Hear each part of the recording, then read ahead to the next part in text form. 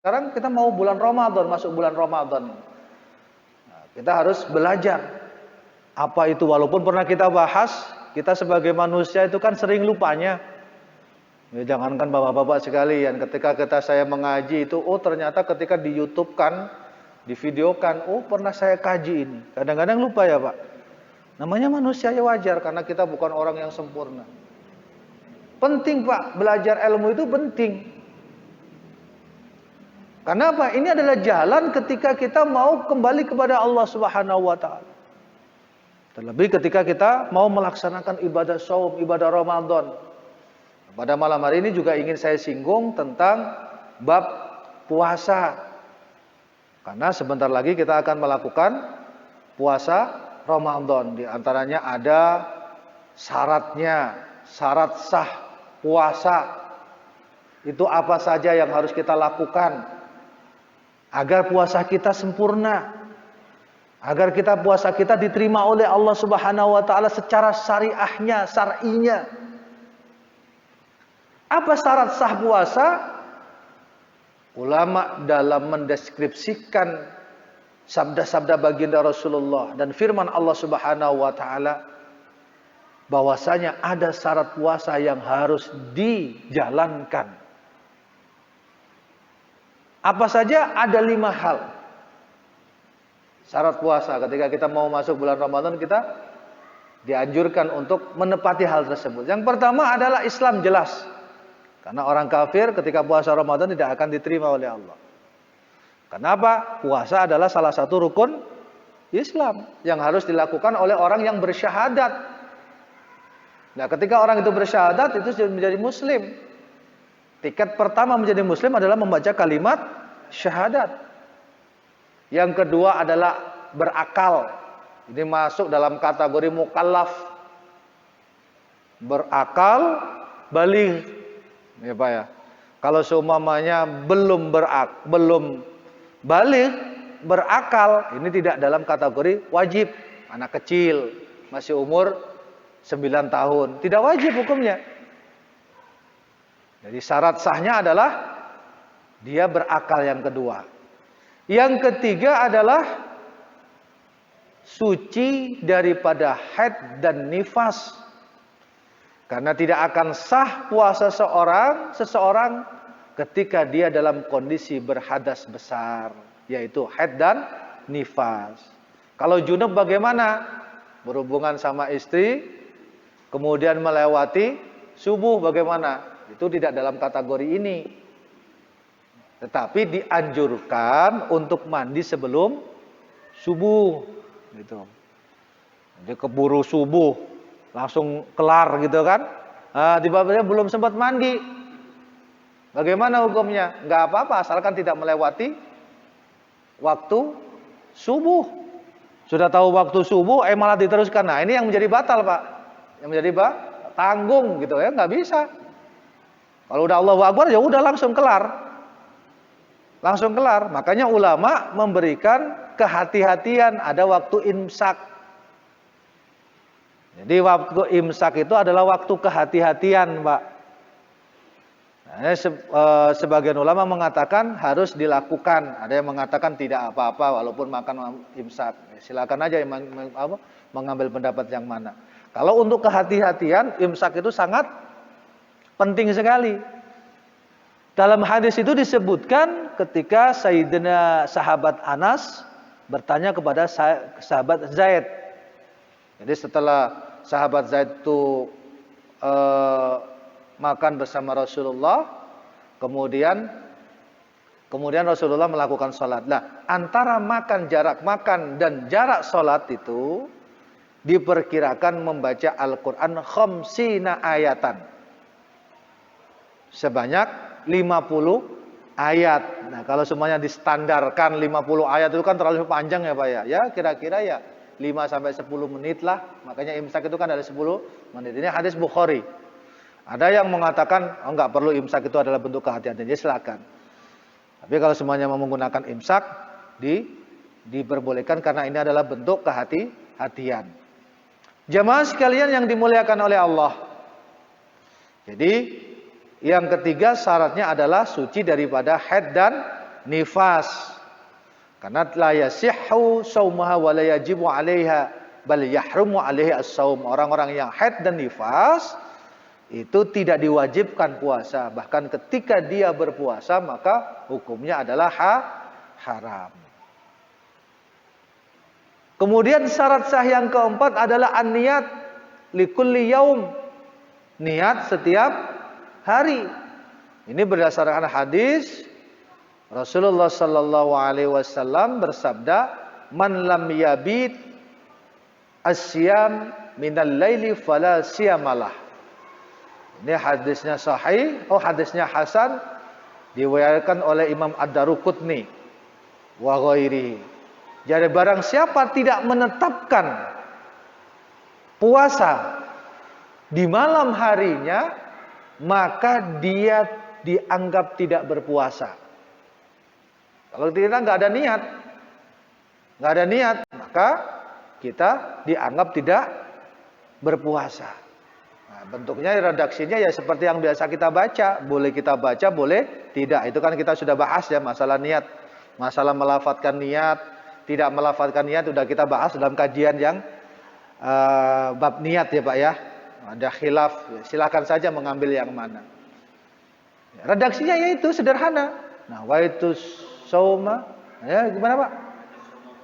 Nah, waitu sauma ghadin an ada'i fardhi syahri Ramadana hadhihi sanati fardhan lillahi ta'ala.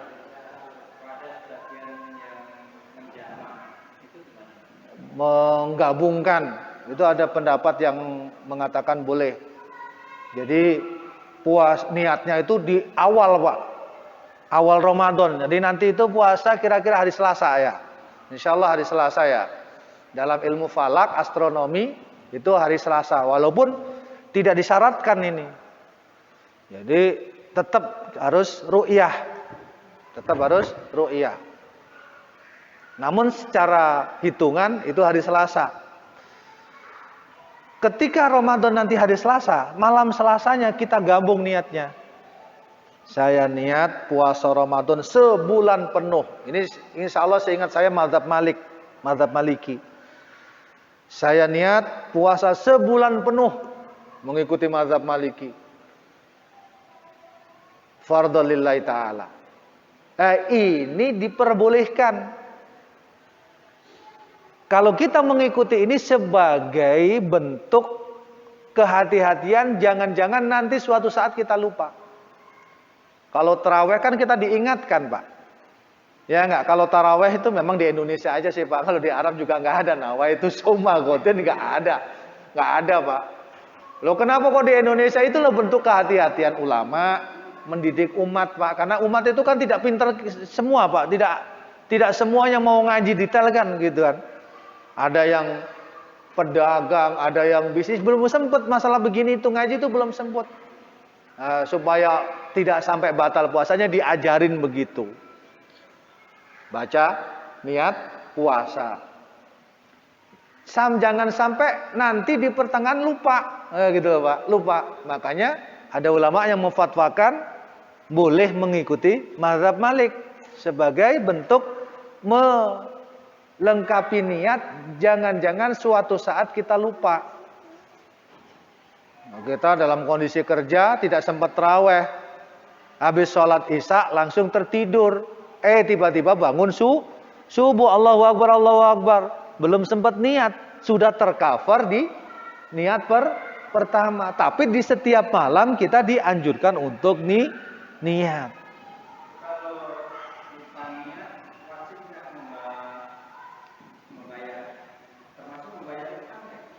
Termasuk kalau kita tidak sempat niat di hari yang pertama. Jadi kan gini, kalau mazhab Syafi'i mengatakan harus niat setiap malam. Nah, termasuk mazhab yang lain, Hambali juga. Pokoknya harus niat setiap malam. Redaksi niatnya bebas. Ya. Karena kita orang Indonesia membaca itu gitu kan. Kalau semuanya orang Arab, saya niat puasa lillahi ta'ala besok lillahi ta'ala, ya cukup, ya kan? Orang Jawa, orang Sunda, orang Padang baca niat secara bahasanya aja udah cukup niat. Namanya niat gitu. Ini namanya yabit, menetapkan. Nah, Nah, kita dipermudah dengan niat bahasa Arab itu. Saya niat puasa besok pagi di bulan Ramadan tahun ini lillahi ta'ala. Fardhan lillahi ta'ala. Kalau kita tidak sempat membaca niat yang pertama di awal Ramadan, nih Pak. Kita tidak sempat nih, berarti kan kita tidak niat 1 bulan. Tiba-tiba di pertengahan kita lupa niat. Hari ketiga kita lupa niat. Maka puasanya la syamalah, tidak disebut sebagai puasa, tapi tidak diperbolehkan membatalkan puasa. Berarti nanti harus diqadha. Jadi bukan mentang-mentang dia itu tidak puasa, kemudian dia boleh makan, enggak boleh, tetap harus berpuasa. Karena di dalam riwayat lain itu puasa itu tidak ada tandingnya, Pak. Walaupun dibarengi dengan puasa dahar satu masa, dia melakukan puasa terus, maka tidak akan bisa membandingi 1 hari puasa di bulan Ramadan. Tidak akan bisa membandingi puasa di bulan Ramadan. Tetap harus menjaga tidak makan dan tidak minum. Tidak makan dan tidak minum. Maka dia tetap melakukan puasa walaupun puasanya tidak dianggap begitu. Oleh karenanya niat itu mempunyai kedudukan yang utama. Itu syarat yang keempat ya Pak ya. Masih ingat ya Pak ya? Yang pertama Islam, yang kedua berakal mukallaf, yang ketiga suci daripada haid dan nifas, yang keempat niat setiap malam. Yang kelima adalah menjaga diri kita tidak makan dan tidak minum atau sesuatu yang membatalkan puasa lewat, kalau ulama yang hati-hati itu lewat telinga, lewat hidung, lewat dubur. Yang memasukkan sesuatu ke dalam perut itu membatalkan puasa. Itu yang paling hati-hati Pak. Ya paling enggak kalau seumpamanya kita mengikuti paling yang hidung itu Pak, yang lebih dekat dengan mulut. Makanya suntik itu tidak membatalkan puasa. Karena tidak masuk ke dalam perut. Pokoknya segala sesuatu yang masuk ke dalam perut maka itu membatalkan puasa. Itu yang sangat hati-hati. Ikhtiyat sekali, hati-hati. Kayak di dalam pembahasan fikih itu ketika ada orang mengeluarkan gas di kolam renang, maka itu airnya kan kecenderung masuk.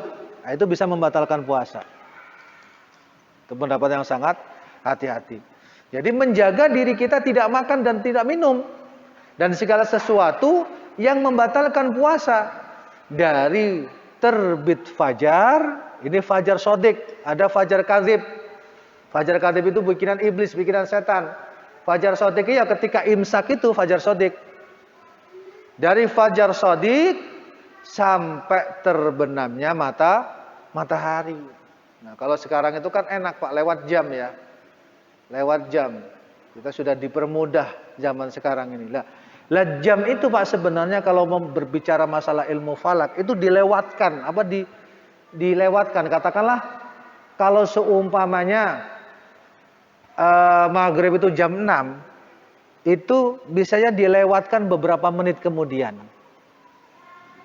Itu dibuat masuk waktu maghrib. Jadi tidak pas begitu. Makanya dulu itu orang-orang sebelum adanya jam itu biasanya menggunakan pertanda kelelawar. Kalau kelelawar itu keluar berarti maghrib sudah datang. Karena kelelawar tidak akan keluar ketika masih ada sinar matahari. Atau sesuatu tanda-tanda yang lain. Jemaah sekalian yang dimuliakan oleh Allah. Nah, kalau di Arab Saudi itu kan memang kondisinya jarang pohon-pohonan. Maka gampang mendeteksinya. Ketika waktu malam saja masih kelihatan terang benderang. Waktu malam walaupun gak ada lampu itu masih kelihatan terang benderang. Karena memang pohon-pohon jarang. Nah kalau di Indonesia akan sulit. Apalagi zaman dulu. Jemaah sekalian yang dimuliakan oleh Allah. Kemudian ketika kita berbicara masalah puasa, di antaranya adalah kita membahas tentang sunnah-sunnah yang dilakukan ketika kita berpuasa. Nah, sunnah-sunnah itu apa saja yang kita lakukan untuk kesempurnaan puasa kita. Di antaranya adalah menyegerakan berbuka. Nah, itu banyak sunnah ya Pak ya. Kalau semuanya udah Allahu Akbar, Allahu Akbar, nah kita bersegera. Walaupun ada air putih, kita minum air putih. Jangan sampai kita tunda-tunda. Saya masih kuat, nanti saja sampai isya. Jangan, nggak boleh itu. Bersegera, langsung disegera.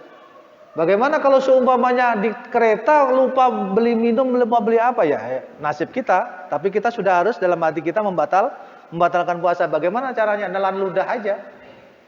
Nelan ludah diniatin membatalkan puasa. Karena ketika kita menelan ludah Pak, nih nelan ludah ya. Kita menelan ludah dengan niatan minum, itu bisa membatalkan puasa. Panas terik nih Pak ya. Nelan ludah. Kemudian kita niat minum, membatalkan puasa. Ada selilit nih, bekas makanan kita. Sayang dibuang, telan aja. Ada niatan makan, itu bisa membatalkan puasa. Begitu ya Pak ya. Air ludah kita niatin minum, itu membatalkan puasa. Karena memasukkan sesuatu ke dalam perut, ada niat. Makanya ketika kita itu nggak ada minuman, ya udah ditelan aja ludah. Niat membatalkan puasa. Jadi ketika sudah ini bersegera.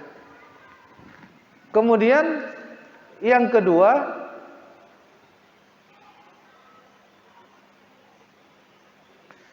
ketika kita berpuasa, berbuka paling tidak ada 3 kurma lah bahasanya. 3 kurma. Itu sunnahnya ya Pak, kita membaca sunnahnya, 3 kurma. Yang selanjutnya adalah ketika kita sudah minum air putih, kemudian memakan 3 kurma, kemudian ada doa yang dibacakan. Nah, doa di dalam redaksi ini kadang-kadang kita juga berdebat doa yang mana yang dipakai. Ada yang membaca Allahumma laka sumtu ala rizkika aftartu birahmatika ya arhamar rahimin. Ini hadisnya adalah hadis hasan yang